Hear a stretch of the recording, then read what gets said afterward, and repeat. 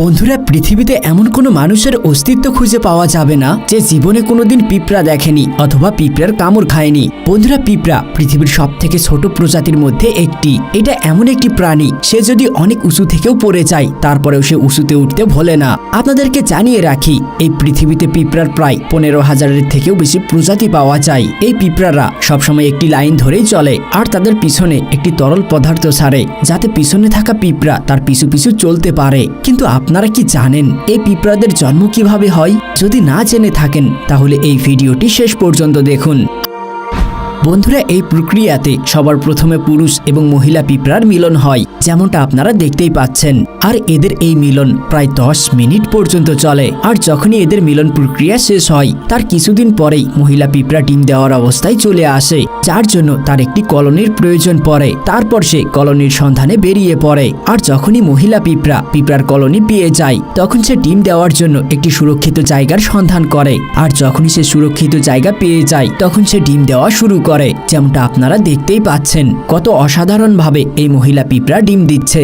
যদি এদের ডিমের কথা বলা হয় তাহলে এই ডিম ছোট্ট, স্বচ্ছ, সাদা এবং আঠালো হয়। আর এই ডিমের আকার 1 মিলিমিটার পর্যন্ত বড় হতে পারে। আপনারা জেনে অবাক হবেন, একটি পিঁপড়া প্রায় 1 থেকে 3 লক্ষ পর্যন্ত ডিম দিতে পারে। আর যখনই সে সকল ডিম দিয়ে দেয় তারপর থেকে এই ডিমগুলোর দেখাশোনা শ্রমিক পিঁপড়ারাই করে। হ্যাঁ বন্ধুরা, যেমনটা আমরা সবাই জানি, পিঁপড়ার একটি কলোনিতে প্রায় অগণিত সংখ্যায় পিঁপড়া থাকে। আর এই পিঁপড়ারাই এই ডিমগুলোর দেখাশোনা করে। আর যখন এই ডিমগুলোর বয়স 1 থেকে 2 সপ্তাহ হয়ে যায় তখন এই ডিম লার্ভাতে পরিণত হতে শুরু করে। যেমনটা আপনারা দেখতেই পাচ্ছেন, এই লার্ভা সাদা এবং স্বচ্ছ হয়, কিন্তু এদের চোখ এবং পা থাকে না। আর যখনই এই ডিম লার্ভাতে পরিবর্তন হয় তখন এই শ্রমিক পিঁপড়ারা এদেরকে খাবার খাওয়ায়। যেমনটা আপনারা দেখতেই পাচ্ছেন যে কিভাবে এই পিঁপড়ারা তাদের লার্ভাকে খাবার খাওয়াচ্ছে।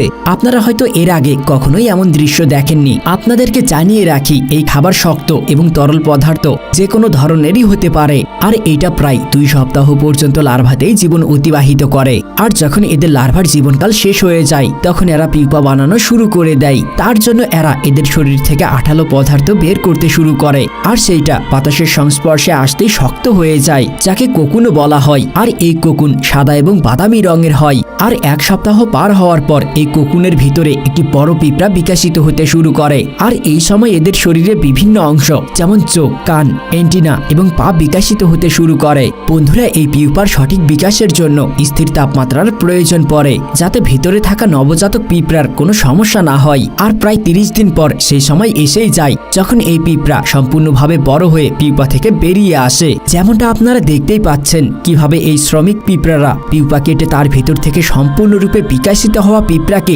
বাহিরে বের করে আনছে। আর এভাবেই পিঁপড়ার জন্ম প্রক্রিয়া শেষ হয়ে যায়। আর যখন এই পিঁপড়া প্রথমবার কোকুন থেকে বের হয়ে আসে তখন এদের শরীর অনেক দুর্বল থাকে এবং শরীরের রং হালকা হয়, যা কিছু সময় পর শক্তিশালী এবং গাঢ় রঙের হয়ে যায়। পাশাপাশি এদের কাছে 2টি চোখও থাকে। কিন্তু আমরা সবাই জানি পিঁপড়া দেখতে পায় না, বরং সে তার মাথায় থাকা এন্টিনার সাহায্যে জীবনের সকল কাজ করে। তাছাড়াও এই পিঁপড়াদের কাছে 6টি পা থাকে, যা এখন পুরোপুরিভাবে বিকশিত হয়েছে। আর একটি জিনিস যা এদেরকে মারাত্মক করে তোলে, আর সেইটা হলো এদের শক্তিশালী চোয়াল, যা যে কাউকে আঘাত দেওয়ার জন্য যথেষ্ট।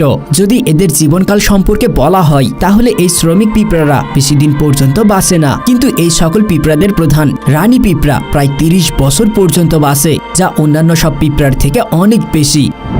তো বন্ধুরা, এই ভিডিওটি আপনাদের কেমন লেগেছে এবং এরপরে আপনি কোন প্রাণীর জীবন চক্র সম্পর্কে জানতে চান সেটা অবশ্যই কমেন্টে জানাবেন। এবং ভিডিওটি ভালো লাগলে অবশ্যই একটি লাইক করবেন এবং বন্ধুদের সাথে শেয়ার করবেন।